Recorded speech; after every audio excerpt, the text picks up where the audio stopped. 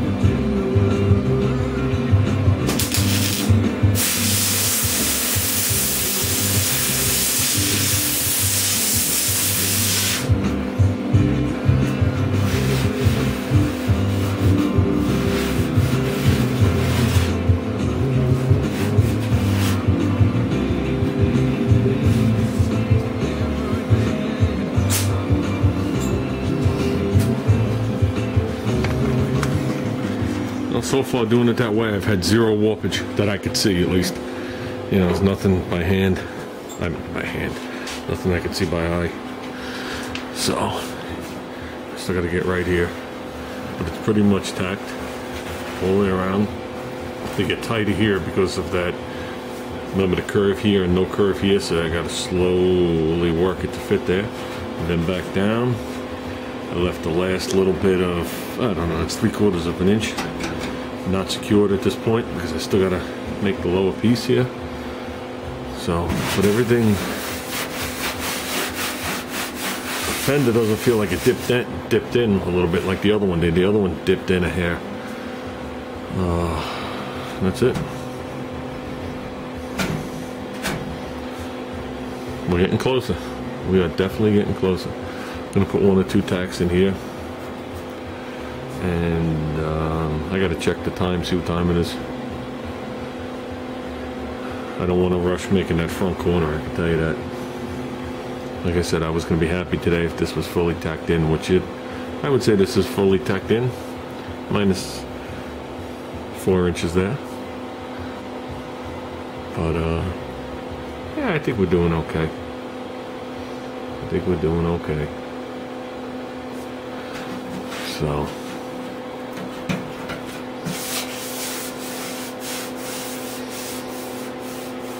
Yeah, if you look at it, you can see the lump of Bondo right here. Lump. The weld doesn't look right there. But we'll grind that down. Hammer, dolly it, pick it. Whatever we gotta do to try and make this lip right here. And if worst comes to worst, we'll put another piece in there. Let's hope not. Pretty soon I'll have like a square this big of this green fender by the time I get done fixing it. So that's it, guys. I'm gonna finish tacking that little piece off. There's my patch panel I saved from the door. There's the front panel we gotta sit and make. Now that I don't have my clamps on here, I guess I could start marking that up somehow. That should be fun. I guess it's just a point where I just gotta hack a bunch of it out so I get the patch to land somewhere over here. Whoops, what was I just looking at? Sorry guys, I think we were looking at the garbage pail. But yeah, this patch is too long. I'm gonna have to trim this patch till it's about this length so I can slip it in there and mark my line. I still gotta flatten that line out. So yeah, at this length, there's not a thing I can do with it. So. And if I can get it to like lay over it, get it to where it has to be, I'll draw the line on the back side, make it a little big, and just trim it till it fits. That's what they make bumpers for. It covers this stuff. Oh, you! Can't believe I never saw that. How close I looked this fender over. Okay. A little more work. Okay, it's fully tacked.